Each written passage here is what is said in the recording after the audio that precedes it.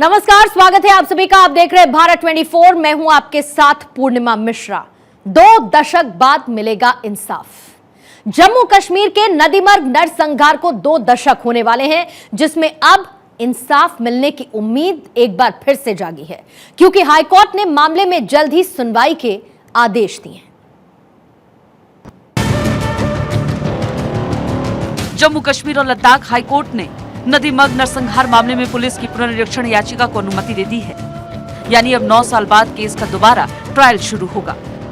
High court ने अपने फैसले में निचली अदालत को आदेश दिया है कि वीडियो कॉन्फ्रेंसिंग के जरिए गवाहों के बयान कमीशन जारी करके या रिकॉर्ड करके उनकी जांच सुनिश्चित करने के लिए सभी आवश्यक उपाय करे। हाईकोर्ट ने कहा कि निचली अदालत तुरंत कार्रवाई सुनिश्चित करे ताकि मामले को जल्द से जल्द खत्म किया जा सके।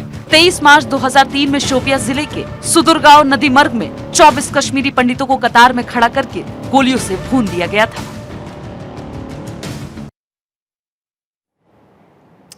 नदीमर्ग नरसंहार इतिहास का वो मनहूस पन्ना है जिसमें सेना को बदनाम करने की साजिश के तौर पर भी देखा जाता है, क्योंकि नदीमर्ग नरसंहार को अंजाम देने वाले आतंकियों ने सेना की वर्दी पहनी थी।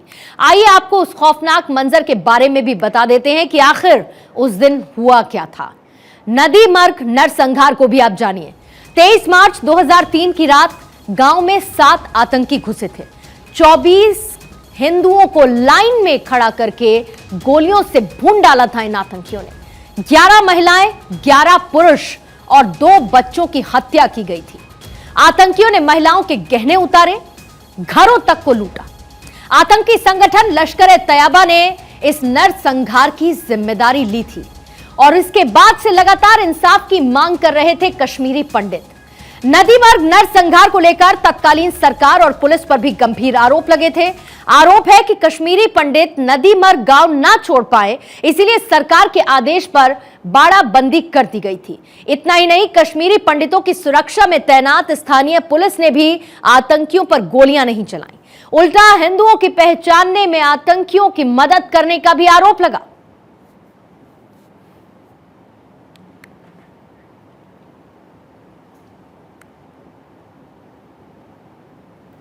लेकिन एक लंबा वक्त बीता जब इसका ट्रायल रुका हुआ था। नदीमर्ग नरसंहार के बाद जैनापुर पुलिस स्टेशन में केस भी दर्ज हुआ। जांच के बाद 7 लोगों के खिलाफ आरोप भी तय किए गए थे। उसके बाद पुलवामा सेशंस कोर्ट में चार्जशीट दाखिल की गई थी, जिसके बाद से शोपिया सेशंस कोर्ट में ट्रांसफर कर दिया गया था। लेकिन बाद में ट्रायल होल्ड पर चला गया। ट्रायल रुकने के पीछे की वजह क्या है, आपको उसकी भी जानकारी दे देते हैं, क्योंकि इंसाफ एक लंबे वक्त से पेंडिंग है और उसका इंतजार किया जा रहा है। नदीमर्ग नरसंहार का ट्रायल आखिर क्यों रुका, यह भी आप समझिए। अभियोजन पक्ष ने डर से गवाहों की घाटी छोड़ने की कोर्ट में बात कही थी, इसका जिक्र किया गया था और उसके बाद लगातार इसमें डेवलपमेंट्स होते रहे। कमीशन गठित किया गया और सुरक्षित स्थान पर बयान दर्ज कराने की अनुमति मांगी गई कि किसी सेफ जगह पर ले जाया जाए और गवाह अपने बयान दर्ज करवाएं, और उसके लिए कमीशन गठित किया गया। अभियोजन पक्ष के आवेदन को कोर्ट ने 9 फरवरी 2011 को खारिज कर दिया था। यानी कि ये जो मांग की गई थी, इसे कोर्ट की तरफ से खारिज कर दिया गया। उसके बाद इसी दलील के साथ अभियोजन पक्ष ने हाई कोर्ट में इस याचिका को दायर किया। यानी कि हाई कोर्ट ये मामला पहुंचा। उम्मीद ये जगी कि शायद हाई कोर्ट से राहत मिल पाएगी। 21 दिसंबर 2011 को हाई कोर्ट ने भी याचिका खारिज कर दी। यानी कि जो मांग लेकर हाई कोर्ट पहुंचे थे अभियोजन पक्ष, उसे भी खारिज कर दिया गया। सरकार की ओर से दोबारा से दायर याचिका भी 26 फरवरी साल था 2014, तब भी इसे खारिज कर दिया गया था। यानी कि ट्रायल की जो मांग थी, जो अभियोजन पक्ष की मांग थी, उसे मानने से इनकार कर दिया गया। नदीमर्ग नरसंहार की फिर से फाइल खुल चुकी है। यानी कि सुप्रीम कोर्ट के सुझाव पर सरकार दोबारा से हाई कोर्ट पहुंची और 21 दिसंबर 2011 के आदेश को वापस लेने का अनुरोध स्वीकार किया। लगातार ये सब कुछ होता रहा। इंसाफ की मांग लिए लोग आगे बढ़ते गए। जो नरसंहार हुआ था उसमें उन्हें इंसाफ मिले, इसकी कोशिशें लगातार देखने को मिली। 21 दिसंबर 2011 के आदेश को वापस लेने का अनुरोध स्वीकार होता है। यहां पर एक राहत की सांस ली गई। जस्टिस थे संजय धर। सरकार की याचिका को उन्होंने स्वीकार कर लिया। ताकि इंसाफ मिल पाए और इसमें ट्रायल दोबारा से शुरू किया जा सके। 26 अगस्त को हाई कोर्ट ने सरकार की याचिका स्वीकार की थी। हाई कोर्ट की तरफ से यह एक्शन लिया गया था। अब पुलिस की पुनरीक्षण याचिका पर भी हाई कोर्ट ने अनुमति दे दी। हाई कोर्ट ने कहा कि इसे सुना जाएगा, लेकिन उसके बाद भी इंसाफ नहीं मिला। एक लंबा इंतजार रहा। आज जस्टिस विनोद चटर्जी कौल ने कहा कि 9 फरवरी 2011 के आदेश को खारिज करते हुए मामले की पुनर्विचार याचिका को स्वीकार किया जाता है।